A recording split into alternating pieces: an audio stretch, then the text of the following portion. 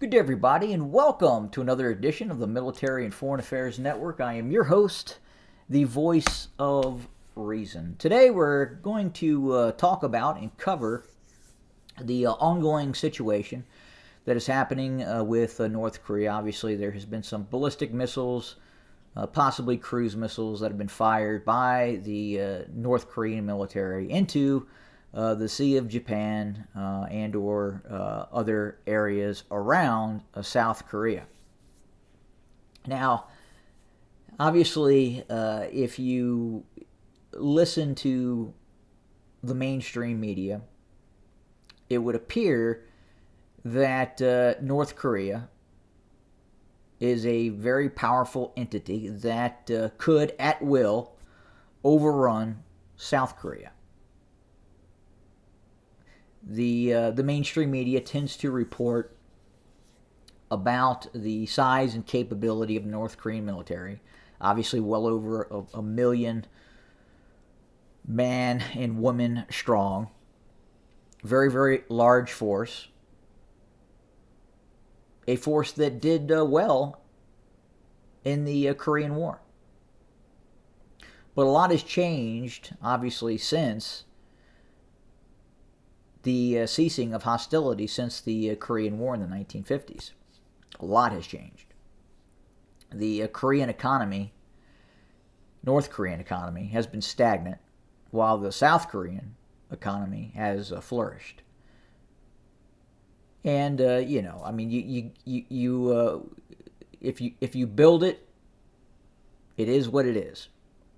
And that's what they have in North Korea. This despotic regime, this Marxist, communist monarchy that exists, and I don't know how that occurs within a communist society, but it does, and it's prevalent in North Korea. But the big issue right now is the thought process that the North Koreans could launch some sort of attack against South Korea. Could they use a nuclear weapon against South Korea? Possibly. Now, if they do that, if the North Koreans do that, the regime dies. The North Korean regime is dead. In all probability, the United States has made it very clear to North Korea that if it uses a nuclear weapon against South Korea, or God forbid, the United States, it's over with for North Korea. That regime, I mean, quite literally, all its officials, its leaders, are dead. And I don't think they want to do that.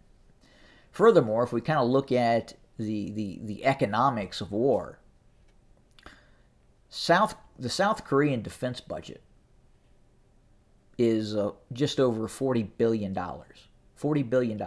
Not anything off the charts. Right now, we think Russia maybe is 60, anywhere to 90 billion, given the situation on the ground between Russia and Ukraine. They have obviously increased their defense budget, but going into this, the Russian defense budget was about 60 billion.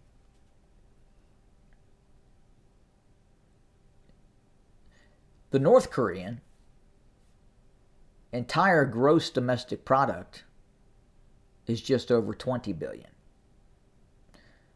So the South Korean defense budget by itself is twice what is spent on the entire GDP of North Korea. Again, North Korea, just over 20 billion total gross domestic product.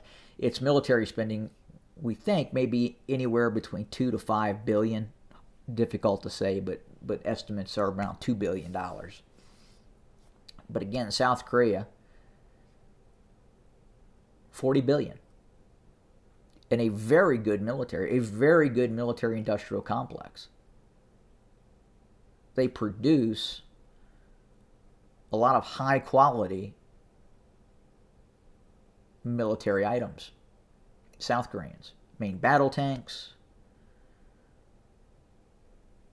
really good air force provided by the United States.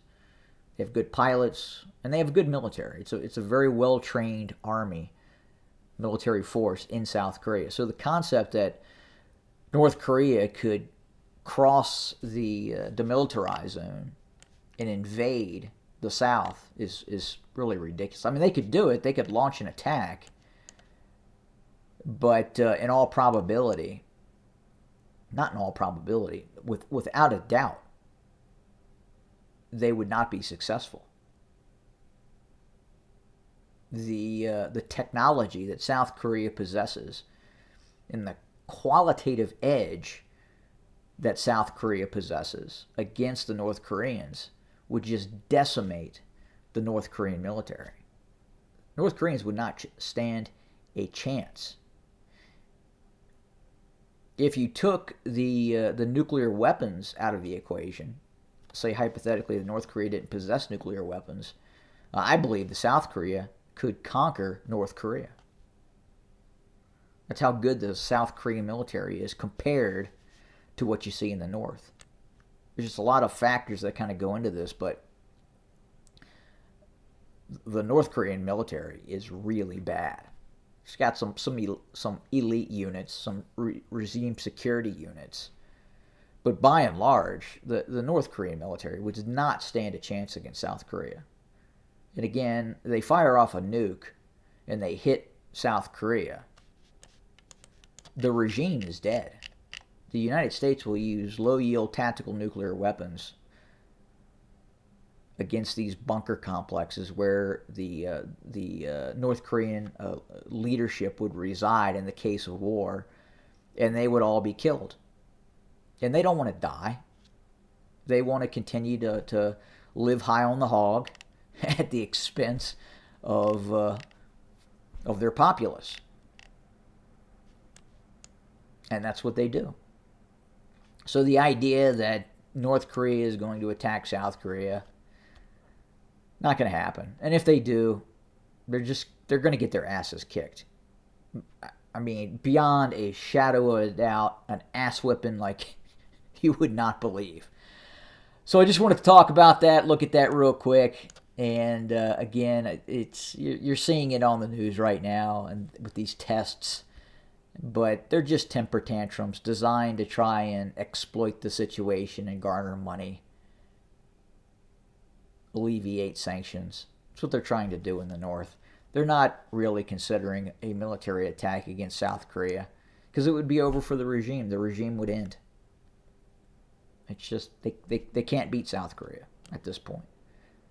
I mean, even China would have a very difficult time against the South Koreans. South Koreans have a fantastic military. Fantastic. Produce great stuff too. Anyway, that's all I got. More to come. Have a good day.